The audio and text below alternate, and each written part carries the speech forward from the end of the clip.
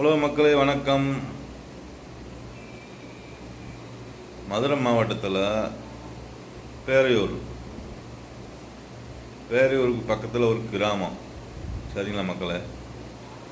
அந்த கிராமத்துக்குள்ளே யார் போனாலும் 5 ரூபா கட்டிட்டு தான் போகணும். சரிங்களா? எண்ண முடியாத அளவுக்கு வரி போட்டிருக்கு அரசு. இந்த கிராமத்து மக்கள் செய்கிற வேலையை பார்த்தீங்களா? பக்கத்து கிராமத்து மக்கள் உள்ளே இருக்குங்கள பக்கத்தில் இருந்து ஒரு பாட்டி கொண்டு போய் ஒரு வெள்ளரிக்காய் விற்றாலும் 5 ரூபா பில்லு போட்டு கொடுப்பாங்க. ஒரு தாத்தா ஒரு காய்கறியை கொண்டு போய் விற்றாலும் 5 ரூபா பில்லு போட்டு கொடுக்கணும். 5 ரூபா கொடுத்து பில்லு வாங்கணும். அப்போ தான் அந்த கிராமத்துக்குள்ளே போய் காய்கறி விற்க முடியும், ஒரு வெள்ளரிக்காய் விற்க முடியும். ஒரு பொம்மை விற்கிறவங்க கூட இருந்தாலும் சரி, ஒரு பிளாஸ்டிக் குடை விற்கிறவங்களா இருந்தாலும் சரி, 5 ரூபா கொடுத்து அந்த கிராமத்துக்குள்ளே போய் அதை குடத்தை விற்கணும். தண்ணி குடம். இதெல்லாம் ரொம்ப கொடுமை இல்லையா? சொல்லுங்கள். அரசு எங்கே இருக்குது? யார் அரசுன்னே தெரியலையா?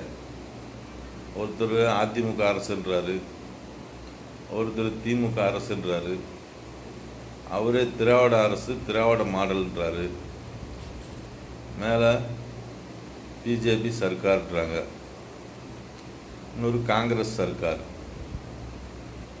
இதெல்லாம் கேட்குறதுக்கு ஆளே இல்லையே. நாங்கள் கத்தி சொல்கிறோம், அவங்க கேட்குறதும் இல்லை. இனி அரசு எங்கே இருக்குது? தமிழ்நாடு அரசு வெளியேற்றுச்சுன்றாங்க. அவங்க பேரை சொல்லணுங்களா? சொல்லுங்கள். தமிழ்நாடு அரசில் யார் வேலை பார்க்குறது? சொல்லுங்கள். ஒரு முன்னாடி வீடியோவில் போட்டிருந்தேன், பன்னீர்செல்வம் பொதுமக்கள் சொத்தை வாங்குறாரு. யாரை? அரசு அதிகாரியை கைக்குள்ளே வச்சு வாங்கலாம் சார்.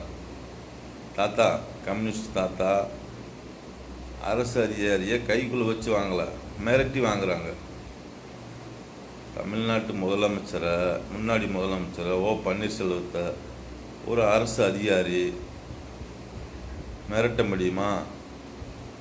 இது அவர் சொன்னதை மறுக்க முடியுமா? நான் செய்ய மாட்டேன்னு சொல்ல முடியுமா? பொதுமக்களை நீங்கள் சொல்லுங்கள். ஒரு முதலமைச்சரை ஒரு அரசு அதிகாரி எதுக்க முடியுமா? நான் செய்ய மாட்டேன்னு சொல்ல முடியுமா?